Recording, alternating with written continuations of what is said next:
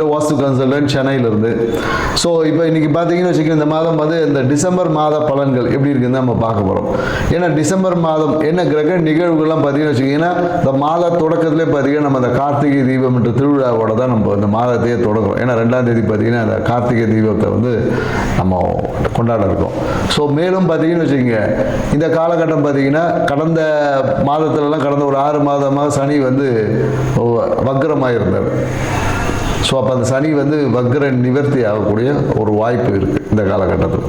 So சனி வக்ரம் இருக்குது. Plus என்னென்னாக்கா குரு பகவான் வந்து கடகத்துலேருந்து மிதுன ராசிக்கு வரப்போகிறார். ஸோ இந்த மாதிரியான நிறைய கிரக மாற்றங்கள், கிரகத்தோடைய தன்மைகளுடைய மாற்றங்கள் இந்த மாதத்தில் இருக்கிறதுனால இந்த டிசம்பர் மாத பலன்கள் வந்து நிறைய பேருக்கு ஏதோ ஒரு விதத்தில் ஒரு மாற்றத்தை கொடுக்கக்கூடிய ஒரு மாதமாக இந்த மாதம் அமையப் போகிறது.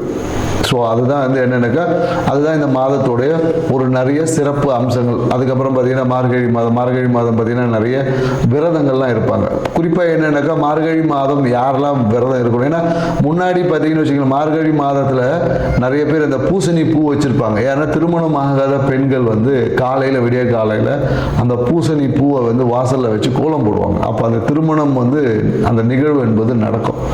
ஸோ அதுவே ஒரு பரிகாரமாக இருந்தது. ஏன்னா திருமணத்தும் ஏன்னா அப்போ பார்த்தீங்கன்னு வச்சுங்களேன், பெருமாள் ஒய்ஃபு பேர் என்ன, திருப்பாகப்படுவாங்க, ஆண்டாளா. ஓகே.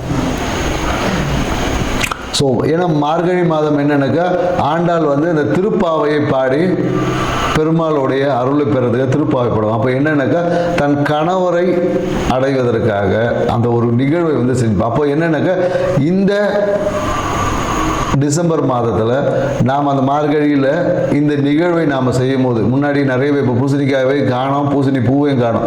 அந்த பூசணி பூவை வைத்து நீங்கள் வந்து அந்த காலையில் பிரம்ம முகூர்த்தத்தில் ஒரு கோலம் போட்டு, ஏன்னா நிறைய பேர் என்னென்னாக்கா கோலத்தை நைட்டே போட்டு வச்சுருவாங்க. ஸோ அதுக்கு அதாவது எந்த காலத்தில் எதை செய்ய வேண்டுமோ அந்த காலம் என்பது ரொம்ப முக்கியமானது. இப்போ நம்ம என்னக்கா நைட்டு விடிய காலையில் எழுந்திரி சோம்பேறித்தனம் போட்டு நைட்டு தூங்கும் போதே கோலத்தை போடுறோம். அது வந்து பலன் தராது. ஏன்னா காலையில் பிரம்ம முகூர்த்தத்தில் பார்த்தீங்கன்னா நம்மளுடைய அந்த ஓசோன் மண்டலம் வந்து ரொம்ப நம்ம பூமிக்கு நியரில் இருக்கும். அப்போ வந்து நமக்கு கிடைக்கக்கூடிய காற்று வந்து நமக்கு வந்து ஆக்சிஜனை வந்து தரமான பிராணகினை நம்ம சுவாசிக்கும் போது ஆக்சிஜன் O2 போயிட்டு உள்ள O3 மாறும். புரியுதுங்களா? இந்த ஒரு நிகழ்வு நடக்கும். அப்போ இந்த O3 வந்து அதிகமாக அந்த காலகட்டத்தில் நமக்கு கிடைக்கும் அப்படின்ற ஒரு அறிவியல் தன்மையே இதில் இருக்குது. அதனால தான் மார்கழி மாதம் நிறைய சிறப்புகளோடு இருக்குது. அப்போ திருமணம் ஆகாத, திருமணம் தள்ளி போகக்கூடிய நிறைய பெண்கள் இந்த காலகட்டத்தில் நீங்கள் அந்த பூசணி பூவை வச்சு அந்த சாணி மேலே பூசணி பூ வச்சு கோலம் போட்டு நீங்கள் வரும்போது உங்கள் வாழ்க்கையில் அந்த திருமணத்திற்கான அந்த ஒரு தன்மை வந்து உங்ககிட்ட மேலோங்கும். அப்போது நீங்கள் எதிர்பார்த்த அந்த ஒரு வரன், கணவன், வாழ்க்கை துணை என்பது சிறப்பான ஒரு வாழ்க்கை துணை அமையும் என்பதில் இதுக்குள்ள ஒரு ஆன்மீகம் இருக்குது, அறிவியல் சார்ந்த தன்மைகளும் இருக்குது என்ற நுட்பத்தை புரிந்து, ஏன்னா எந்தெந்த காலகட்டத்தில் ஒரு விஷயத்தை செய்ய சொல்லியிருக்கோம் அந்த காலகட்டத்தில் நாம் செய்வது தான் சிறப்பான தன்மை. ஏன்னா இன்னைக்கு நாம் அட்வான்ஸ் வேர்ல்டு இருக்கும். ஏன்னா இப்போ இருக்கிறதே வந்து பார்த்திங்கன்னா ஒரு என்ன சொல்வது, ஒரு கார்ப்பரேட் வேர்ல்டு, ஒரு சிஸ்டமேட்டிக் வேர்ல்டு, எல்லாமே நம்ம வந்து இயற்கையை விட்டு செயற்கையான தன்மைக்குள்ளே தான் ஆய்வுகள் நிறைய போயிட்டுருக்கு. அப்போ இயற்கை தன்மையில் இருக்கக்கூடிய ரகசியங்களை உணர்ந்தால் மட்டும்தான் நம்மளால் அந்த இறைத்தன்மையோட ஆன்மீகத்தில் சிறப்பாக பயணிக்க முடியும் என்ற தகவலோட இந்த டிசம்பர் மாதம் கிரக நகர்வுக்கு ஏற்ற மாதிரி, கிரக தன்மைக்கு ஏற்ற மாதிரி ஒவ்வொருத்தருக்கு எப்படி பலன் இருக்குன்றத டீட்டெயிலாக பார்க்கலாம். வாங்க வீடியோ கொடுக்கலாம். ஓகே, வேறு மேட்ரு. ரிஷபராசிக்காரங்கள் எப்பொழுதும் பார்த்தீங்கன்னா இந்த திருமணத்துக்கு அப்புறம் ஒரு கடன் ஏற்படக்கூடிய ஒரு ராசி தான் பார்த்தீங்கன்னா இந்த ரிஷபராசி. நிறைய ரிஷபராசிக்காரங்க வந்து திருமணத்துக்கு முன்னாடி பார்த்தீங்கன்னா ரொம்ப ஒரு நிறைய பிஸ்னஸ் மைண்டு, பிஸ்னஸில் இருப்பாங்க. ஆனால் திருமணத்துக்கு அப்புறம் இவங்களுக்கு ஏதோ ஒரு விதத்தில் ஒரு கடன் சுமை வந்து ஏற்படுது. கடன் சுமை ஏற்பட்டால் கெட்டதா அப்படின்லாம் யோசிக்காதீங்க. உண்மையாகவே கடன் வந்து நல்லதான். இல்லைன்னு வச்சுக்கிங்களேன், உங்களுக்கு உடல் ரீதியான ஹார்மோன் பிரச்சனை வந்துடும். ஸோ அதனால் கடன் வந்து அளவாக இருந்துச்சுன்னா நல்ல கடன் தான் அப்படின்னு நம்ம எடுத்துக்கலாம். ஏன்னா சில பேருக்கு என்ன, கடன் தன்மை அதிகமாகும் போது நோயினுடைய வீரியம் குறைகிறது. ஸோ அதனால் கடனை அதுக்காக கடன் வாங்கிட்டேன்னு சொல்லி டெய்லியும் கடன் வாங்கிட்டு இருக்கிறது கிடையாது. ஒரு குறிப்பிட்ட சிறிய அளவு கடனாவது வச்சிருக்கணும் அப்படின்றது தான் ரிஷபராசிக்காரர்களுக்கு நம்ம சொல்லக்கூடிய ஒரு பரிகாரமாக கூட இதை நீங்கள் எடுத்துக்கலாம். ஸோ இந்த காலகட்டம் எப்படின்னு வச்சிங்களேன், ராசி அதிபதியான சுக்கிர பகவான் பார்த்தீங்கன்னா உங்களுக்கு 7ஆம் இடத்துல சஞ்சரிக்கார். ஸோ அப்போ 7ஆம் இடம் என்பது பார்த்தீங்கன்னா உங்களுக்கு சூழ்நிலைகள் மூலயமாக நிறைய நல்ல விஷயங்களை அனுபவிக்க போகிறீங்க அப்படின்னு தான் சொல்ல முடியும். ஏன்னா இந்த காலகட்டத்தில் நண்பர்கள் மூலயமா நிறைய ஒரு ஆன்மீக பயணம் இருக்கும். ஸோ இந்த காலகட்டத்தில் புதிய அரசியல்வாதிகள் வந்து புதிய கூட்டணி ஒப்பந்தங்கள் இந்த காலகட்டத்தில் கிடைக்கும். இல்லை நிறைய பேர் அரசியலில் போய் நண்பர் போய் இழுத்துட்டு போய் வாடா நான் அரசியலில் சேர்த்து விட்றேன்னு சொல்லிட்டு எங்கேயாவது போய் எவனாவது ஒரு கட்சிக்காரங்கிட்ட போய் ஏதாவது ஒரு அரசியலில் போய் சேரக்கூடிய வாய்ப்பு இருக்கும்.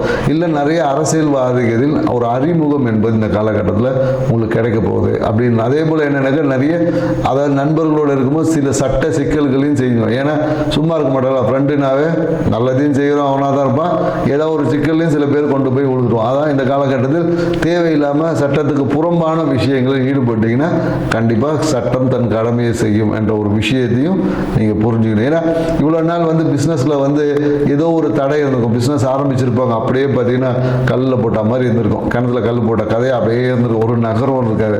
ஏன்னா இந்த காலகட்டம் அது நகர்ந்து லாபத்தை நோக்கிய பயணம் என்பது இந்த காலகட்டத்தில் இருக்குது என்பதை ரிஷபராசிக்காரன் புரிஞ்சுக்கணும். ஸோ அப்போ இந்த காலகட்டத்தில் மேலும் என்னென்னாக்கா இந்த காலகட்டத்தில் எவ்வளோ பணம் வந்தாலும் உங்களுக்கு கையில் தங்காது. ஸோ அதனால் நீங்கள் என்ன பண்ணணும்னா பணத்தை கையில் வந்து வச்சு அழகு பார்க்கணும் தயவு செய்து ரிஷபராசிக்காரன் இந்த காலகட்டத்தில் நினைக்கக்கூடாது. அப்படி நீங்கள் நினச்சிங்கன்னா உங்கள் கையில் காசு இருக்காது. ஸோ அப்போ கையில் காசு வந்த உடனே உங்களுடைய கணவர் திருமணமாக இருந்தால் உங்கள் மனைவி கிட்ட கொடுத்து ஏம்மா அவங்க அக்கௌண்ட்டில் போட்டு வச்சுக்கோ, சேவ் பண்ணி வச்சுக்கோ அப்படின்னு சொல்லிட்டு சொல்லணும். ஏன்னா உங்கள் மனைவி உங்களுக்கு மேலே ஒரு லக்ஸரியாக இருப்பாங்க. ஏன்னா ரிஷபராசிக்காரங்க மனைவி எல்லாருமே பார்த்தீங்கன்னா எப்போதும் சேவிங் பண்ணக்கூடிய ஒரு மன ஆற்றல் அவங்களுக்கு எப்போதும் இருக்கும். நீங்கள் எந்த ரிஷபராசியார் அவங்க என்ன ராசியாகனா இருக்கட்டும், ஆனால் ரிஷபராசிக்காரர்கள் வரக்கூடிய ஒரு வாழ்க்கை துணை அது கணவன் மனைவி எப்படி இருந்தாலும் சரி அவங்க எப்போதும் பணத்தை சேமித்து வைக்கக்கூடிய ஒரு நபராக இருப்பாங்க. ஸோ அதுவே உங்களுக்கு மிகப்பெரிய ஒரு வரம். ஏன்னா அவங்க தேவையற்ற செலவுகள் எல்லாம் செய்ய மாட்டாங்க, தேவையான செலவுகளை மட்டும்தான். அதுவும் என்னென்னா குழந்தைகள் நலனுக்காக தான் அதிகமாக சேமித்து வைப்பாங்க. ஸோ அவங்களோட சேமிப்பு எல்லாமே குழந்தைகளோட எதிர்கால திட்டங்களை அனுசரித்து தான் இருக்கும். ஸோ அதனால் ரிஷபராசிக்காரர் உங்களுக்கு பணம் வந்தால் உங்கள் கையில் இருக்காது. நீங்கள் கேட்டால் நான் அதை பண்ணுறேன் இதை பண்ணுறேன் ஏதாவது ஒரு கதையை விட்டு இருக்கிறதெல்லாம் காலி பண்ணிவிடுவீங்க. ஸோ அதனால் இந்த காலகட்டத்தில் கையிருப்பை கொண்டு போய் மனைவி கிட்ட கொடுத்துட்டு உங்களுக்கு தேவையான ஏதாவது ஒரு சிறு தொகையை மட்டும் எப்போதும் கையில் வச்சுக்கோங்க. அதுதான் உங்கள் வாழ்க்கையில் நன்மையை கொடுக்கும். ஏன்னா இந்த காலகட்டத்தில் குரு நிறைய விஷயத்தை உங்களுக்கு கொடுக்க தயாராக இருக்குது. அதை நாம் ஏன்னா கிரகங்கள் எப்போதும் நமக்கு எல்லாமே நன்மைகளையும் கொடுக்கும். அந்த நன்மையை சரியாக வச்சுக்கலன்னா அது தீமையாயிடும். இப்போ என்னன்னாக்கா மழை பெய்யுது, மழை பெய்யும் போது தண்ணியை பிடிச்சி வச்சுக்கலாம். ஒரு ஓட்ட சட்டியில் பிடிச்சி வச்சுக்கிட்டு என்ன ஆகும், பிடிச்ச தண்ணியெல்லாம் விரயமாயிடும். அதுதான் சொல்லுவேன். ஏன்னா இயற்கை நமக்கு நிறைய பொக்கிஷங்களை அள்ளி கொடுக்க தயாரிருக்கு. அதை நம்ம தற்காத்து கொள்ள இல்லை அதை நம்ம பிடிச்சி வச்சுக்கக்கூடிய ஒரு தன்மைக்குள்ள நாம் இல்லை என்றுதான் இங்கே ஒரு புரிதலே அப்படி தான் இருக்குது. ஸோ அதனால் அந்த விஷயங்களை புரிஞ்சுக்கிட்டாவே உங்கள் வாழ்க்கை மிக சிறப்பாக இருக்கும். ஏன்னா தொழிலில் வந்து மிக லாபகரமாக போகும். ஏன்னா தடைப்பட்ட தொழில் என்பது லாபமாக போகும்போது அதுவே மிகப்பெரிய ஒரு நன்மையை கொடுக்கும் அப்படின்ற போது. ஏன்னா ஏற்கனவே இப்போ நிறைய பேர் புதிய தொழில் தொடங்கலாம் பார்ப்பாங்க. ஆனால் என்னென்னாக்கா ஏற்கனவே நீங்கள் செய்த செயல் தான் உங்கள் வாழ்க்கையில் நன்மையை கொடுக்கும். நீங்கள் போய் புதுசாக ஆரம்பிக்கிறேன்னு ஏதோ ஒன்று ஆரம்பிச்சிங்கனாலும் அது உங்களுக்கு நன்மை.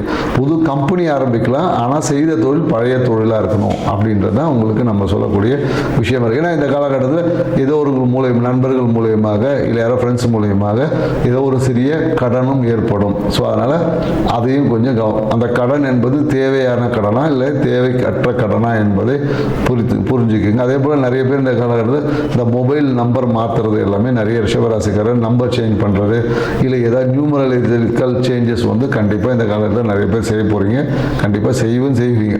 ஸோ இந்த காலகட்டத்தில் என்னென்னாக்கா எதிர்பாராத திடீர் தன வரவுகள் என்பது இருக்கும். ஸோ அந்த திடீர் அதிர்ஷ்டம்ன்ற மாதிரி நிறைய பேர் எப்போதும் என்ன இந்த ரிஷபராசிக்காரங்க வந்து இந்த கேம்பிளிங் எங்கேயாவது ஒரு அதிர்ஷ்டத்தை நோக்கி அதிகமாக பயணிக்கக்கூடிய ராசியில் ரிஷபராசிக்காரங்க தான் ஒரு அதிகமாக இருக்கிறாங்க. ஸோ அவங்க ஏதாவது விஷயங்கள் இந்த காலையில் ஏதோ ஒரு கேம்பிளிங் வழியாகவோ ஏதோ ஒரு அதிர்ஷ்டம் என்பது இந்த காலத்தில் இருக்குது. தொழில் சார்ந்த விஷயத்தில் தொழிலை விரிவாக்கம் செய்கிறேன்னு சொல்லிட்டு பெரிய முதலீடுகள் எல்லாம் நீங்கள் இந்த காலத்தில் போடக்கூடாது. முதலீடுகளை பெருசாக போட்டிங்கன்னா உங்கள் தொழில் வந்து சிறுசாக தான் லாபம் வரும். அதே சிறிய அளவு தொடங்கப்பட்ட தொழில் வந்து பெரிய லாபத்தை கொடுக்கும். ஏன்னா 10ல் ராகு பகவான் இருக்காரு. ஸோ எல்லாத்தையும் வந்து பெருசாக செய்யணும் செஞ்சுட்டு ஒன்றும் கடைசியில் கடங்காரனாக்கி விட்டுட்டு போயிடுவார். ஸோ இந்த ஒரு விஷயத்தையும் நீங்கள் புரிஞ்சுக்கணும், சரிங்களா? ஸோ இந்த காலகட்டத்தில் என்னென்னா வீடு சார்ந்த வீட்டில் பார்த்தீங்கன்னா எங்கேயாவது ஒரு வீட்டோட முகப்பில் எங்கேயாவது பார்த்தீங்கன்னா ஒரு பிளவு இல்லை உடையிறது அந்த மாதிரி ஏதாவது ஒரு விஷயங்கள் இருக்கும். சில நிறைய பேர் பார்த்தீங்கன்னா கதவை உடைச்சி மாற்றுவாங்க, சில பேர் வாசல் நிலையை மாற்றுவாங்க. ஸோ சில பேர் என்னென்னா அந்த வடக்கு பக்கம் ஜன்னல் இல்லைன்னு சொல்கிற ஜன்னலை உடைச்சி இந்த வாஸ்து சார்ந்த விஷயங்கள் கண்டிப்பாக கிழக்கு வடக்கு சைடில் ஏதோ ஒரு மாற்றங்களை வீட்டில் நிகழ்த்தக்கூடிய வாய்ப்புகளுக்கு நிகழ்த்தி இருப்பீங்க.